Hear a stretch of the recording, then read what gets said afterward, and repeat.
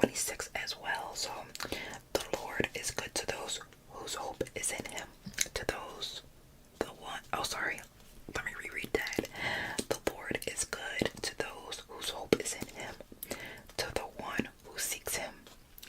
It is good to wait quietly for the salvation of the Lord. Okay, let's break that down. The Lord is good to those who hope is in him. God needs our faith. Another Bible verse that I'm thinking of. Without faith, it is impossible to please God. So faith is required. And I know some of you guys, that might bring you to like a panic, but please relax. God says if you have the faith the size of a mustard seed, I will put a picture of what a mustard seed actually looks like. He says that's enough for you to move mountains. Therefore, that's enough for him to move in your life. So even if you have the slightest bit of faith, the slightest bit of faith, big faith is required for a big God. But I believe that we have to build ourselves up to that point. Like, we're not just automatically gonna have big faith. I feel like it depends on the situation. Like, and we're human. Sometimes we tend to, look at the picture and just say, oh, how is this going to work out? But we have to remind ourselves in that moment that, again, we walk by faith and not by sight. What am I trying to say? I feel like I'm yapping. But you have to build yourself up to that point. Nobody's going to just start with big faith.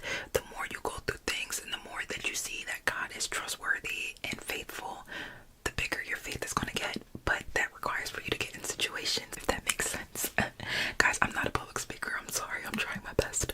But where was I? Yeah, the Lord is good to those who hope is in him, to the one who seeks him. And what does seek mean? We know that seek means finds. So if you find him, it says it is good to wait quietly for the salvation of the Lord. And I actually had to look that up because I'm like, what does that mean? It is good to wait quietly for the salvation of the Lord. And I have here, salvation of the Lord means God's rescue, his deliverance, his intervention. It's good to wait quietly to be rescued by the Lord. And why is it good? I had to look up why is that good exactly. Hold on, my stomach is about to rumble. After meditating on it, this is what I wrote down. It builds trust. I don't see it, but I know you are already working. And when that day comes, I can know no matter what I go through, God's going to be right there. And I get into another situation, I can be like, he's never failed me before. Why should I believe that he's going to fail me now? So it just builds that, and then the next verse we're going to jump in. I think this is the last one, and then we can do it like a little bit of clicky ramble. 2 Corinthians. Oh, mark her down. And that's 4:8-9. And look how much I have highlighted on this page. 4:8-9. Okay.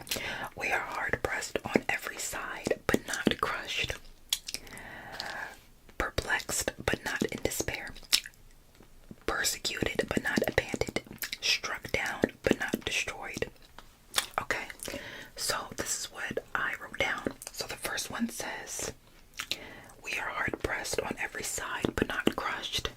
So what does that mean? We are overwhelmed with just worry and anxiety, but we are not destroyed. Okay, we're still here. Oh, I'm keeping that in because, yeah. Oh my gosh. Yes, we are overwhelmed but not destroyed. We are still here, therefore we are not destroyed. And then it says, perplexed but not in despair. And I wrote, we're confused. Like perplexed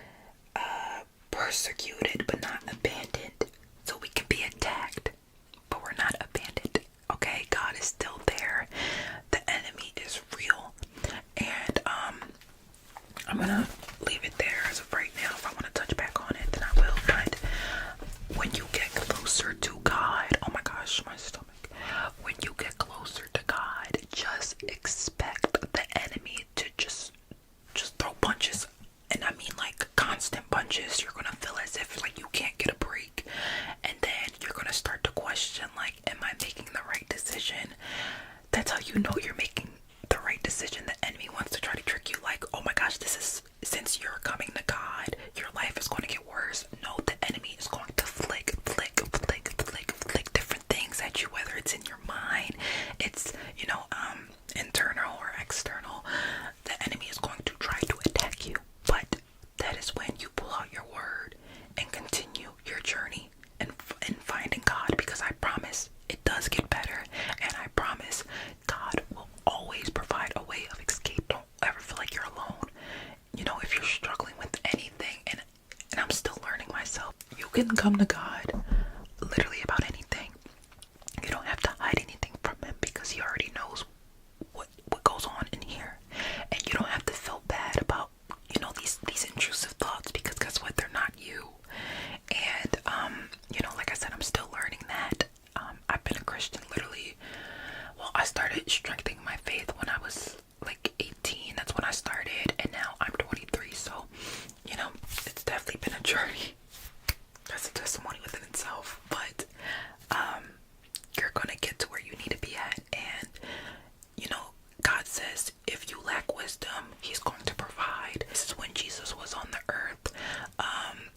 A father needed his son to be healed, and basically he was like lacking faith, and Jesus basically, oh my gosh, I don't want to get this verse wrong, but if you can, please help my son. And the Lord was like, if you can, everything is possible for those who believe. And then the dad says, I believe, but help my unbelief. And that's such like even though it's just like one sentence long, that one sentence carries so much power, because we can even apply it to our life where we still have unbelief in, but we are called to bring that unbelief to Jesus so he can help us. He wants to help. He will help, guys. I wish I could touch on everything, but I'm gonna, slow my roll. And if you guys have any questions in the comments, I would be more than happy to answer all of them. I know this is something different, but I still hope you guys enjoyed